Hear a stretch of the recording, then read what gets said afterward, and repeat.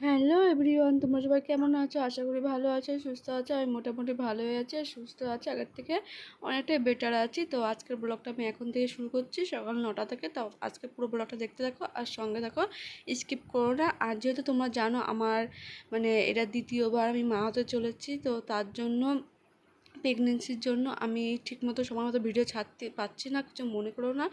আর আমি যখন পারবো তোমার সাথে আগে শেয়ার করেছি, যখন পারবো তখন নিশ্চয়ই তোমার সাথে ভিডিওটা শেয়ার করব। তো আমি মাঝে মাঝে কিছু কিছু ভিডিও শেয়ার করবো, আর সবসময় পারবো না, তো তার জন্য কিছু মনে করো না। তো তোমরা প্রত্যেকটা মানুষ আমার ভিডিও দেখো আর কমেন্ট বক্সে জানিও কেমন লাগলো। তো দেখতে পাচ্ছ সকাল সকাল চলে এসেছি রুমটা গুছাতে, অনেক দিন ধরে গুছানো হচ্ছিল না, শরীরটা সাথ দিচ্ছে না। তো তার জন্য আজকে আমি ভাবলাম বিছানার চাদরটা পাল্টে ফেলি, বালিশের ওয়ারগুলো পাল্টে ফেলি। তো তার জন্য আমি সবার প্রথমে বালিশের ওয়ারগুলো খুলে ফেলছি, আর আস্তে আস্তে করতে হচ্ছে, কারণ যেহেতু আমার শরীরটা এখন পুরোপুরি ঠিক হয়নি, এখনও আমি অসুস্থই রয়েছি। আর আমার প্রচণ্ড শরীরটা খারাপ, দেখে হয়তো অনেকেই বুঝতে পারছো। তো তার জন্য আমি ঠিকমতো ভিডিওটা শেয়ার করতেও পারছি না, তোমাদের আবারও জানিয়ে দিচ্ছি। তো তোমরাও কিছু মনে করো না, আমি জানি অনেকেই প্রত্যেক দিন ডেলি ব্লগটা আমার দেখে। তো তাদেরকে বলছি তোমরা অবশ্যই আমি যখন যখন ভিডিও শেয়ার করবো তোমরা অবশ্যই দেখো, আর কমেন্ট বক্সে জানি কেমন হলো আর কেমন ভালো লাগলো কিনা বলো, আর আমাকে অবশ্যই আশীর্বাদ করো। আর তোমরা যে আমার সাপোর্ট করো, পাশে থেকো, আমার পাশে থাকলেই হবে। তো সবার প্রথমে দেখো আমি ওয়ারগুলো কিছুটা খুলে নিয়েছি আর কিছুটা বাকি আছে, আর তারপর আমি খাটটা একটু মুছে নিচ্ছি, কারণ অনেক দিন ধরে খাটটা মোছা হচ্ছিল না। সেই কালী পুজোর সময় মোছা হয়েছিল, যেহেতু শরীর তারপর দিয়েই তো শরীরটা প্রচণ্ড খারাপ হয়ে গেছে, আর আমি কিছুতেই পারছি না কিছু করতে, মাথায় তুলতে পারছি না, এত কষ্ট হচ্ছে। তো তার জন্য বালিশগুলো নিচে ফেলে দিলাম, কারণ খাটটা ভালোভাবে পরিষ্কার করব আর ওয়ারগুলো চেঞ্জ করে নেব। তো তার জন্য আর এখানে দেখতে পাচ্ছ আমি বালিশগুলো সব নিচে নামানো আমার কমপ্লিট হয়ে গেছে। ভালো লাগছিলো না, তাও একটু করলাম, কারণ যেহেতু দেখতে খারাপ লাগছিলো, চোখে নোংরাগুলো বাজছিলো, প্রচণ্ড খারাপ লাগছিলো। তো তার জন্যই আর এখানে আমি ভালোভাবে খাটটা পরিষ্কার করে নিচ্ছিলাম, দেখতে পেলে তোমরা সবাই। আর তারপরে আমি চাদরটা পাল্টে ফেলবো। আর এদিকে দেখো তোমার দাদাভাই যাচ্ছে সকাল সকাল কাজে চলে গেছে, তো তার জন্য ভাবলাম আজকের এই দিনটাই ভালো আছে, আজকে সব গুছিয়ে নিই। আর এই চাদরের ওয়ারটাও তুলে নিলাম, আর চাদরটা তুলে নিয়ে এবার ফেলে দিলাম, আর একটু নোংরা ছিল বলে সেটা ঝেড়ে দিলাম।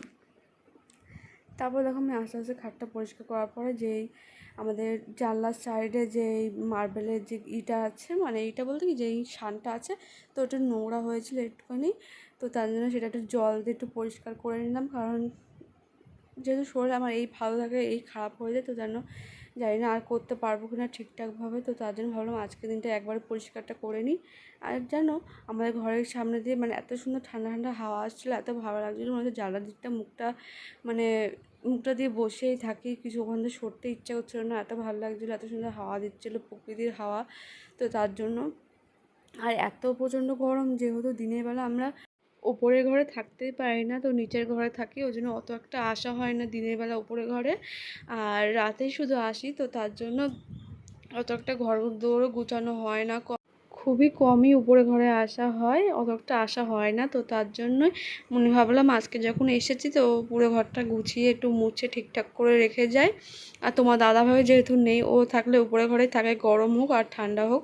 তো তার জন্য আর আমাদের ঘরে দুটো বোতল ছিল, তো সেই বোতল দুটো নামিয়ে দিলাম।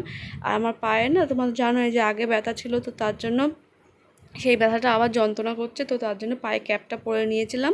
আর এখন যেহেতু প্রেগনেন্সির ব্যাপারে, তো তার জন্য ওই ওষুধগুলো আর খাওয়া যাবে না, কিছু করার নেই, এখন ব্যথা হলেও সহ্য করতে হবে। তো তার জন্য আর এদিকে হাওয়া লাগছিলোই না উপরে, তাই আমি উপরে সিলিং পাখা দিয়ে তাকিয়েছিলাম একটু।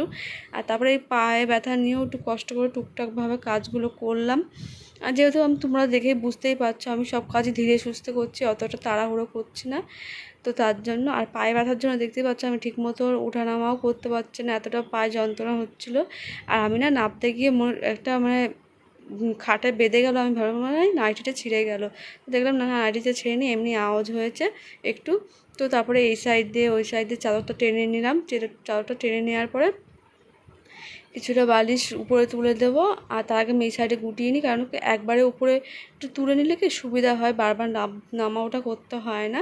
আর এই সময় বুঝতে পারছো অনেকটা সাবধানভাবে নামাচলা করতে হয়, নামা ওঠা করতে হয়।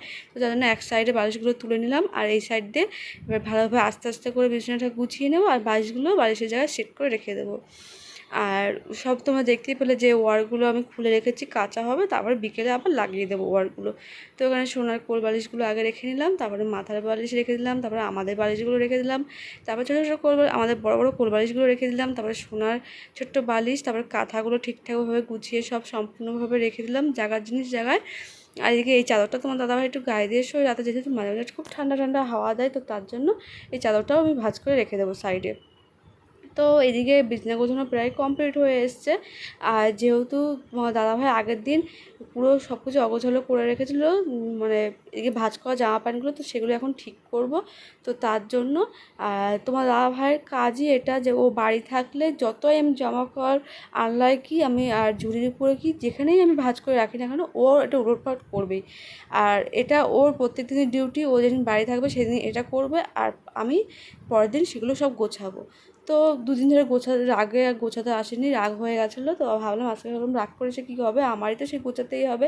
তো আর রাগ করে লাভ নেই, টুকটাক করে আস্তে আস্তে করে গুছিয়ে নিলাম। আর তোমরাই বলো এই অবস্থায় সবসময় ভালো লাগে যে এইসব কাজ বাজগুলো নিচু হয়ে করতে? তো তার জন্য তো তারপরে সেগুলো বোঝাই, কিন্তু ও কিছুতেই বুঝতে চায় না। তো কী করবো, এখন আবার সেই কাজগুলো আমাকে আবার নতুন করে করতে হচ্ছে। তো কষ্ট হলেও কিছু করার নেই, করতেই হবে, বুঝতেই পারছো। তারপর দেখো তখন দাদাভাই জামা কাপড়গুলো ছিল সেগুলো ভাঁজ করে ঠিকঠাকভাবে রাখলাম। আর সামনে যেহেতু বুঝতেই পারছো ষষ্ঠী আসতে চলেছে, তো বাপের বাড়ি যাব। আর কবে যাব সেটা তো জানি না, এখনই যেতে পারবো, এখনও যেহেতু বেশি দিন হয়নি। তো তার জন্য এটা একটা মনে আনন্দ আছে, তো সেই আনন্দ ঘরটাও টুকটাক করে গুছিয়ে নিলাম। আর দুদিন পরে ব্যাগটাও গুছিয়ে নেবো, সেই ভিডিওটা তোমাদের সাথে শেয়ার করব। আর ফাইনালি দেখো আমার এই সাইডে সব কাজগুলো গোছানো কমপ্লিট হয়ে এসছে, দেখতেই পাচ্ছ। তারপর ভাবলাম একটু ড্রেসিং টেবিলটাও মুছে নিই, যেহেতু অনেকদিন ধরে মোছা হয়নি। এটা ড্রেসিং টেবিলটাও সব কিছু যখন মুছলাম, তো এই জিনিসটাই কেন বাকি থাকবে, তো ড্রেসিং টেবিলটাও ভালোভাবে মুছে নিচ্ছিলাম, পরে পরিষ্কার করে রেখে দিলাম। আবার আজকে গুছিয়ে রাখলাম, তো দাদাভাই কালকে আবার উলটপালট করবে, আবার আমাকে গোছাতে হবে, এই করতে করতে আমার দিনটা কেটে যায়। তো ফাইনালি ঘরের পুরো কাজ কমপ্লিট হয়ে গেলে চলো একটু নিচে চলে যাই, কি বাকি সবাই কী করছে। মা তো ভাববে আমি এখন এতক্ষণ উঠে কী করছে উপরে ঘরে, এটা তো নিশ্চয়ই জিজ্ঞেস করবে।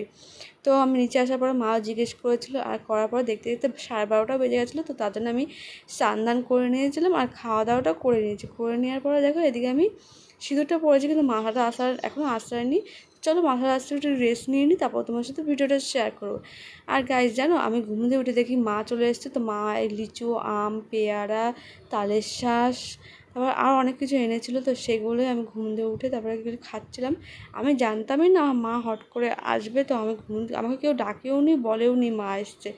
তো আমি ঘুম দিয়ে ওঠার পরে দেখলাম মা এসছে, তো তার জন্য মা খেয়ে দিয়ে একটু শুয়ে আছে, রেস্ট নিচ্ছে। আমি তখন পেয়ারা এনেছিলো, পেয়ারা খাচ্ছিলাম। এখানে একটু কাসন্দ দিয়ে একটু লঙ্কার গুঁড়ো দিয়ে আম খাচ্ছিলাম। আর খাওয়ার পর দেখো দেখতে দেখতে সন্ধ্যে কাছাকাছি হয়ে এসেছিলো। আর এই দেখো মা এখন আম খাচ্ছে। তখন তো তোমার সাথে ভিডিও করে শেয়ার করা হয়নি, কারণ আমি যখন ঘুম দিয়ে উঠেছিলাম তখন মা ঘুমাচ্ছিলো, তো তার জন্য শেয়ার করতে পারিনি। তো এখন শেয়ার করেছি, মা পাকা আম খাচ্ছিলো। আর দেখতে দেখতে দেখো ঝড় চলে এসছে।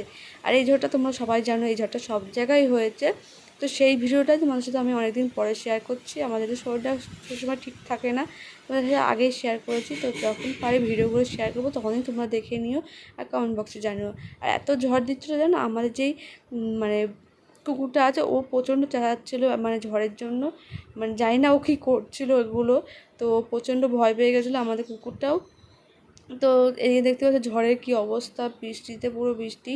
আর এদিকে দেখো পুষু ছেলে আমার সোনাকে নিয়ে খেলছে, আর মা এখানে মশলা করবে, মানে চিকেন রান্না হবে। তো তার জন্য সব কিছু কাটাকাটি করছিলো। আর তারপর মা একটু ডিম টোস্ট করে দিয়েছিলো, তো সন্ধ্যাবেলা একটু ডিম টোস্ট খেয়ে নিলাম। আর খাওয়ার পরে রাতে তো চিকেন রান্না হবে, কিন্তু আমি এখন মাংস যেহেতু খাই না, চিকেন টিকেন খাই না, ডিম টোস্টটা খেলাম। ভালো লাগলে রাতে ভাত খাবো না খাবো না। আর চারটায় তো দেখলে কি সুন্দর দেখতে লাগছিলো, চারটা এত বৃষ্টি ঝড় হওয়ার পরেও। তো গাইজ আজকে ভিডিও তোমাদের কেমন লাগলো অবশ্যই কমেন্ট বক্সে জানাতে পারবো না, কিন্তু আর ভালো লাগলে লাইক কমেন্ট শেয়ার ও সাবস্ক্রাইব করে দিও, পাশে থেকে বেল আইকনটি ক্লিক করে দিও, আমার ভিডিও সবার সাথে শেয়ার করে দিও, সাপোর্ট করো, পাশে থেকে। আর নেক্সট ভিডিওর জন্য অপেক্ষা করো। আর তোমরা কেমন ভিডিও চাই সেটা তোমাদের অবশ্যই কমেন্ট বক্সে জানাবে। আমার ভিডিওতে যদি কোনো ভুল ত্রুটি হয়ে থাকে অবশ্যই ক্ষমা করে দিও, আমাকে সাপোর্ট করো, পাশে থেকো। আর নেক্সট ভিডিওর জন্য অপেক্ষা করো। আর খুব শীঘ্রই তোমার সাথে নেক্সট ভিডিওটা শেয়ার করবো, শেয়ার করতে চাই। তো চলো টাটা বাই, নজর রাখবো আর টাটা।